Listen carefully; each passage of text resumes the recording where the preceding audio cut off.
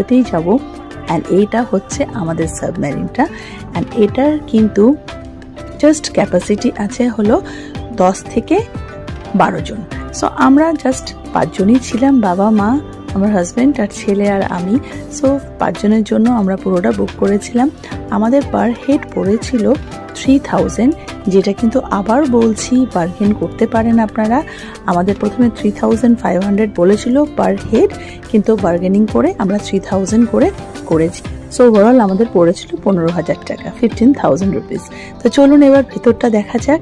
And হ্যাঁ, যারা snorkelling করতে ভয় পায় বা স্কুবা ডাইভিং করতে ভয় পায় কিন্তু সমুদ্রের নিচটা দেখার ইচ্ছে, অবশ্যই কিন্তু এই সেমি সাবমেরিনটা ট্রাই করতে ভুলবেন না। Because this is one of the exciting water sports বলতে পারি। এই চলে এলাম আমরা জলের নিচটা। And I was too excited, not only আমি,